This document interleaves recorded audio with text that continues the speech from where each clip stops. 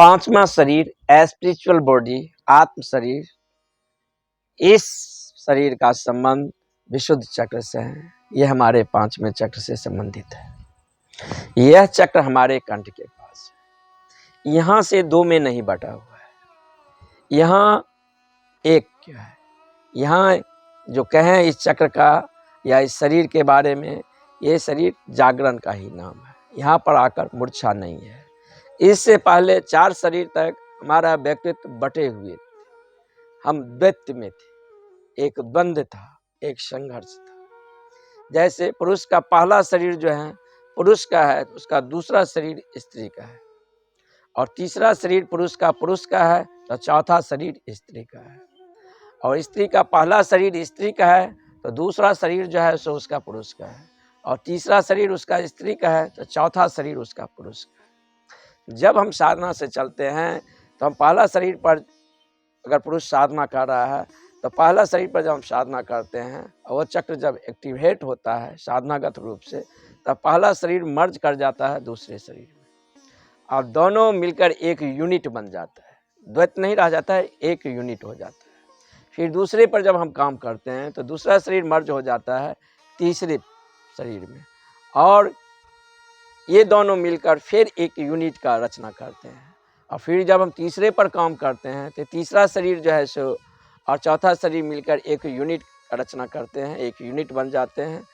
और यहीं तक साधक का सारा परिश्रम है, सारा काम है, जितनी उसकी मेहनत है चौथे तक, क्योंकि चौथा तक जो है सो हम बटे बटे रहते हैं। चौथे ही शरीर तक जो है सो जितनी साधना का श्रम है, जितनी परिश्रम है, जो कुछ करना है यहीं तक कर सकते हैं। पांचवा शरीर में जब हम आ जाएंगे या चौथे में जब हम प्रवेश कर गए हैं तो चौथे के बाद हमारे पास एक अनुभूति आएगा, जैसे एक झीना पारदर्शी पर्दा है, उसके बाद पांचवा शरीर है। क्योंकि चौथा शरीर और पांचवा शरीर में के बीच एक झीना सा पारदर्शी है और एक झीना सा पर्दा महसूस होगा, यानी वो इतना उसके करीब है, यानी इतना शुद्ध हो गया है, ये पांचवें शरीर का चौथा शरीर में उसका प्रतिबिंब आना शुरू हो जाता है। तो जो पांचवा शरीर में प्रवेश कर गया, नहीं किया, उसका क्या पहचान होगा?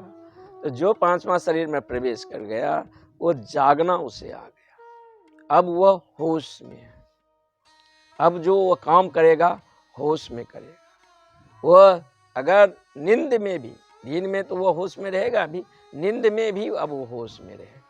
शरीर सोया रहेगा लेकिन भीतर उसकी चेतना जो है सो जागा हुआ रहेगा। अगर आप रात में करवट बदलते हैं तो आपको ये भीतर जो है सो महसूस होगा, ये जानने की क्रिया जारी रहेगा कि शरीर करवट बदला। अगर ठंडा लगा है तो ये जानने की क्रिया भीतर महसूस रहेगा, शरीर को ठंडा लगा या गर्मी लगा। अगर आप कंबल ओढ़े हैं या चादर ओढ़े हैं तो ये जानने की प्रक्रिया जो है सो जारी रहेगा कि मैंने कंबल ओढ़ा हूँ, फिर कंबल को हटा दिए। ये जानना जो है सो नींद में भी चलता रहेगा। यहीं पर आकर कृष्ण कहे हैं, या निशा सर्वभूतानि तास्यांग योगी संयमी। जब सब सो जाते हैं तब भी योगी जागता हुआ रहता है। पहला शरीर पर हमारा जीवन है वो मूर्छित जीवन है। हम जो भी काम करते हैं वह जो काम है सो मूर्छित करते हैं। जैसे हम गाड़ी चलाते हैं या कार चलाते हैं या चलते हैं, तो जब हम चलते हैं तो बात करते हैं पाँव चल रहा है। ये चलने की क्रिया है, शरीर के जो यंत्र संरचना है उसमें ये समाविष्ट हो गया है। अब इसके प्रति हमें जागरूक होने का कोई काम नहीं है। शरीर को प्रशिक्षण मिल गया है, कैसे चलना है, कब मुड़ना है, कहाँ से निकलना है, कब घर आ गया आपको पता भी नहीं होगा, पाँव अपने आप मुड़ गया, और कब आप वहाँ पर जाकर बैठ गए। इसके लिए हमें सोचना नहीं पड़ेगा, क्योंकि ये हमारे यंत्र के ढांचा में समाविष्ट हो गए हैं। लेकिन जब शुरू में कोई गाड़ी चलाना मान लीजिए सीख रहा है तो उस समय जो है सो पूरा अवेयरनेस में रहता है, पूरा जागरूक रहता है, कहाँ क्लच है, कहाँ क्या है, इसको वो सर्च करता है। लेकिन धीरे धीरे उसके यंत्र के ढांचा में समाविष्ट होता है। जब यंत्र के ढांचा में वो समाविष्ट हो जाता है तब उसके प्रति उसको अब अवेयरनेस होने के काम नहीं। वो म्यूजिक सुन रहा है, बातचीत कर रहा है, गाड़ी चल रही है। कहाँ मुड़ना है, नहीं मुड़ना है, घर आ गया, इसके लिए सोचना नहीं। ऑटोमेटिक शरीर के रचना तंत्र में जो रोबोट यंत्र को जो प्रोग्राम मिला है उसमें समाविष्ट हो गया। उसमें कहें कि वो मन से अच्छे ढंग से चला लेगा, वो उसमें आपको समाविष्ट होने का काम भी नहीं, क्योंकि वो रोबोट यंत्र का हिस्सा है।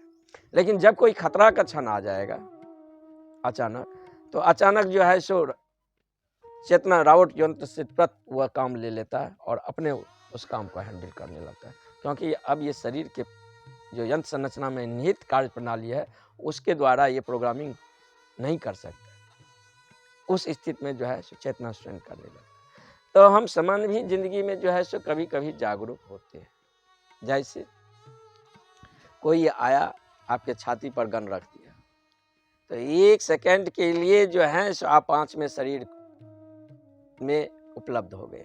1 सेकंड के लिए, यानी निर्विचार चित्त दशा का मन रुक गया, ना अतीत में गया ना भविष्य में गया, क्षण भर के लिए विस्मय विमुग्ध होकर मन रुक गया। लेकिन जब 5वें शरीर को आदमी उपलब्ध कर लेता है, अब वह जब मन का आदेश देगा, मन बोलना शुरू करेगा, मन को कहेगा चुप तो चुप हो जाएगा, वो निर्विचार चेतना को उपलब्ध हो गया। या यूँ कहें कि विचार के इस भाग संसार है, विचार के इस भाग परमात्मा है, बीच में विचार है। ये विचार की प्रक्रिया को ये जो हमें गिराना पड़ेगा। हम कभी वर्तमान में रहते ही नहीं हैं, हम या अतीत में डोलते हैं या भविष्य में डोलते हैं। मैं इस वर्तमान के क्षण में कभी ठहरता हुई नहीं। अब वर्तमान के क्षण में जब तक नहीं ठहरेंगे तो पति पत्नी के पास बैठा है, बच्चे बाप के पास बैठे हुए हैं, कोई एक दूसरे से जो है सो न देख रहा है न सुन रहा है, क्योंकि देखने सुनने के लिए मन को वहाँ मौजूद होना चाहिए। और मन पेंडुलम की तरह जो है सो अतीत भविष्य में हमेशा ये डोलता रहता है, तो कभी हम वर्तमान में जो है सो नहीं रहते हैं। Meditation is not anything of the mind, it is something beyond the mind.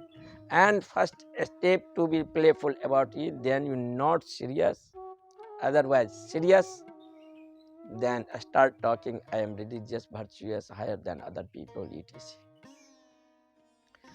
तो हमें गंभीर नहीं होना है, सरल सहज प्रवाह एक हो जाना है जीवन में। जो भी काम करें जीवन में होश पूर्वक करें। होश का मतलब क्या?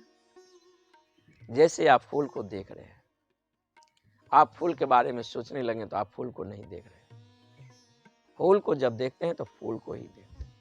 पानी पीते हैं तो सिर्फ पानी ही पीते हैं। चाय पीते हैं तो सिर्फ चाय ही पीते हैं। न ये कहते हैं चाय अच्छा है, न ये कहते हैं चाय मीठा है। कोई इसको परिभाषित नहीं करना है। चाय के साथ एक संवादता भी हो सकता है। जब बच्चे के साथ खेलते हैं तो बच्चे के साथ खेलते हैं, न अतीत में जाते हैं न भविष्य में जाते हैं, उस क्षण में मौजूद हो जाते हैं। या जागने की कला ऐसे हो, कौवा से जरा सीखे, जरा सा एक पत्ता गिरा कि फर मारकर जो है सो कौवा उड़ गया। जरा सा हाथ दाएं बाएं हिलाएं कि तुरंत उड़ जाता है। इतने एक्टिव, इतने चौकन्ना, इतनी अवेयरनेस हमें होना चाहिए। हमारे जीवन जो है सो अभी मूर्छित है। कभी मैं जो है सो निर्णय लिया था मैं आज क्रोध नहीं करूँगा, और फिर जो देखते हैं कि शाम ढलते मैं क्रोध कर गया। मैंने निर्णय लिया था आज 6 बजे उठूँगा, और देखते हैं जब 6 बजा तो 6 बजे नहीं, निर्णय लेते हैं चलो 7 बजे उठे। तो हम निर्णय कुछ लेते हैं, करते कुछ हैं। हमारा व्यक्तित्व जो है एक नहीं है, व्यक्ति में बचा है। या उस समय जो मन निर्णय लिया था वो उठने समय में वो मन अब मौजूद नहीं है, वो दूसरा है। तो हम पछताते हैं ये कैसा हो गया। कितने हत्यारा ये सोचते हैं इन स्पाइट ऑफ मी, मेरे बावजूद भी ऐसा हत्या क्यों हो गया, मैं नहीं चाहता हूँ ऐसा करना। तो 5वां शरीर तक जब साधक आ जाएगा तो जागने की प्रक्रिया उसमें आ गया है। अब वह जागना सतत है। यहाँ उसे आकर हम बुद्ध कह सकते हैं। गौतम दी बुद्धा, गौतम 4 शरीर तक की बात था, उनका पार्टिकुलर जिंदगी थी। बुद्ध उनके 5वें शरीर में दिया गया नाम है। जो 5वें शरीर को उपलब्ध हो गया है उसे हम ईश्वर या उसे हम बुद्ध कह सकते हैं। वहाँ जागरण आ गया है, वहाँ होश है, अवेयरनेस है, चेतना वहाँ जागृत है। चेतना का मतलब कि जागृत, सोया हुआ पर नहीं। तो 5वें शरीर में जब पहुंच जाता है साधक तो उसका जागरण कंटिन्यूटी जो है सो लगातार, दिन में तो वह जागा ही रहता है और नींद में भी वह जागा हुआ रहता है। और सामान्य आदमी दिन में तो सोया ही रहता है, दिन में उसका एक अंश ही जागा हुआ है, बाकी चेतना सोई हुई है, और रात में नींद में तो वो सोया ही रहता है। तो हमारे व्यक्तित्व में जितने भी ड्युअलिटी हैं वह 4 शरीर तक है। 5वां शरीर जो है अद्वैत है, वो 2 में नहीं बटा है। वहाँ आकर मात्र जागरण हो गया, जागने की कला सीख ली। तो जो भी करना रहेगा चौथे शरीर तक ही करेंगे। तो चौथे ही शरीर तक हमारे जो बनावट है सो 2 में बटा है। अब जैसे कोई स्त्री है, तो पहला शरीर उसका स्त्री है, तो दूसरा शरीर पुरुष है, इथरी बॉडी जो है उसका पुरुष है। तो वो उसके भीतर मनोवांछित वो जो पुरुष की कामना होगा दूसरा शरीर में, वैसा पुरुष अगर उसको बाहर मिल जाता है तो उस पेड़ के बीच एक संगीत होगा, एक प्रेम होगा, एक काव्य का जन्म होगा। अगर उसके प्रतिकूल उसको जीवन में मिल गया तो जीवन एक द्वंद होगा, संताप होगा, नरक होगा।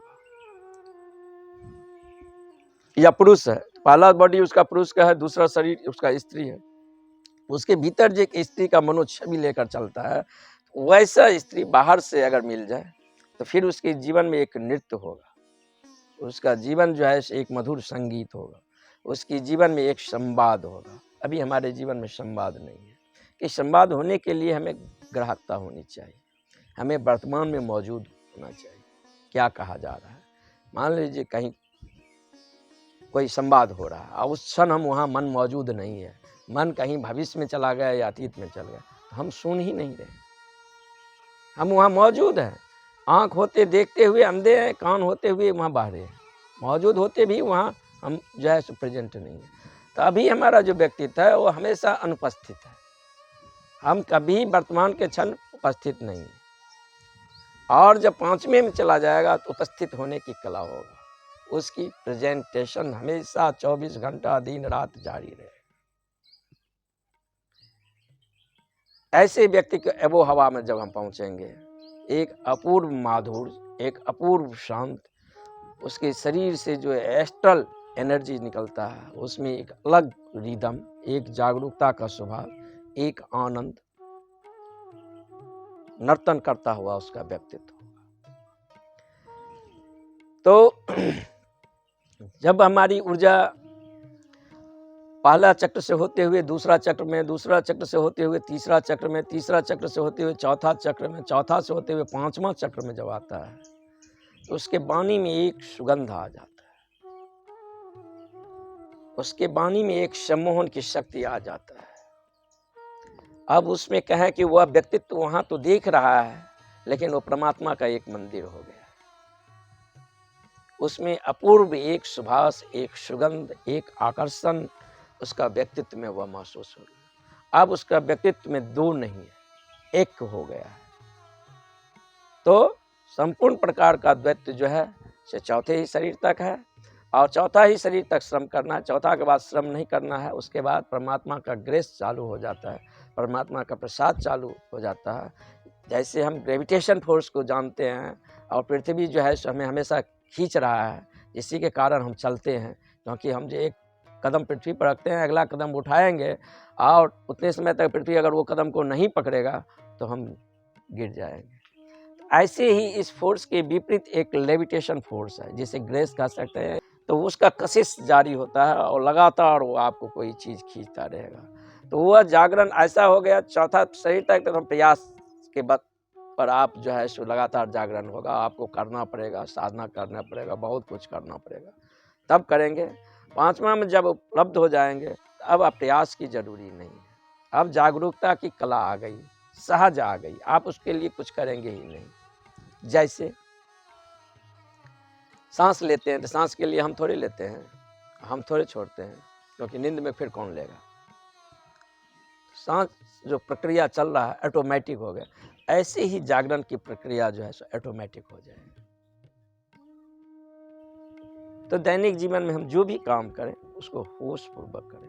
ये हाथ को ऊपर से लेकर नीचे तक उठाएं तो होश, यानी कि हमारे मस्तिष्क में इसका बोध हो कि हाथ नीचा जा रहा है या ऊपर जा रहा है, या किसी के हाथ में हाथ लेकर हम मिला रहे हैं, उसके हाथ से जो उष्मा बढ़ रहा है, ठंडा या गर्मी या उष्णता, उसके प्रति अवेयरनेस होना चाहिए। तो हमें धीरे धीरे छोटी छोटी क्रियाओं में, चाय पी रहे हैं तो सिर्फ चाय पिए, चाय का खुशबू नाक से लेने दें, उसकी सुगंध को अनुभव करें। चाय की खुशबू को पूरी अनुभव करें। यह प्रेमी प्रेमिका के पास बैठे हैं तो उस क्षण में पूरा मौजूद हो जाए।